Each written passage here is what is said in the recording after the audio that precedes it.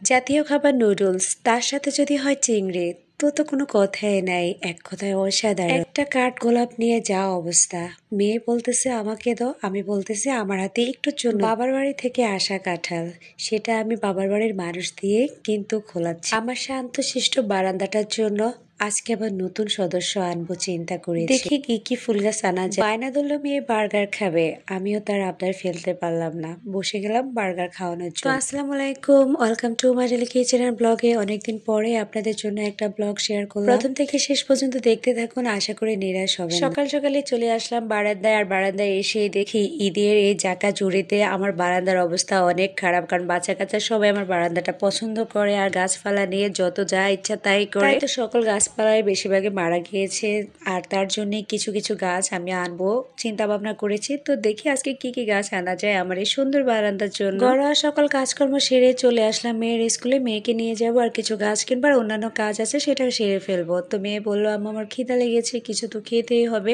আর আমিও ভেবেছি যেহেতু বাসায় আসতে অনেক বেশি লেট হয়ে যাবে, তাই তো মেয়েকে তার পছন্দের মিনি বার্গার খাওয়ার জন্য ছোট্ট একটা হাংরি রেস্টুরেন্টে নিয়ে গেলাম। মেয়েটা আমার তৃপ্তি পরে খেলো। তারপরে চলে আসলাম আমি নার্সারিতে, যেই বললাম যে আমি গাছ কিনবো, সেখানে এসে দেখলাম কাঠগোলাপ গাছ, আর কাঠগোলাপ গাছ থেকে মেয়ে আমার ফুল ছেড়ে দেখেন কি যে একটা তালবাহানা করতেছে।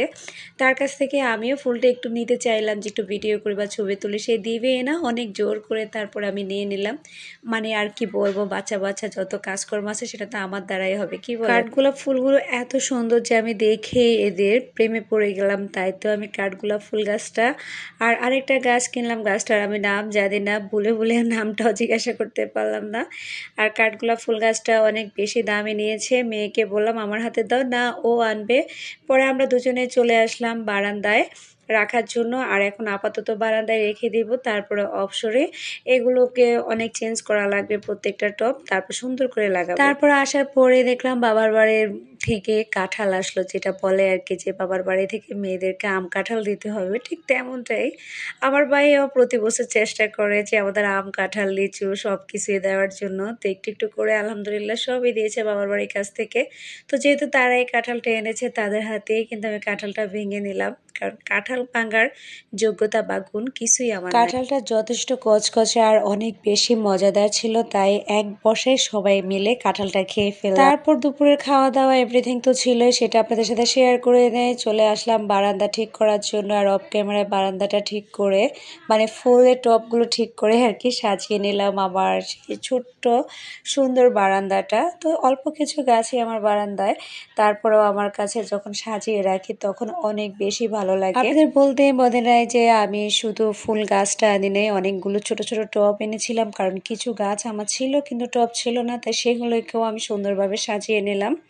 আর সন্ধ্যায় তো জাতীয় খাবার নুডলসটাই বেশি মেয়েদের লাগে, তো সেই নুডলসটা আজকে চিংড়ি মাছ দিয়ে রান্না করলাম, মানে কি আর বলবো, রান্নাই করেছি। আর অনেক অনেক বেশি মজা হয়েছিল নুডলসটা।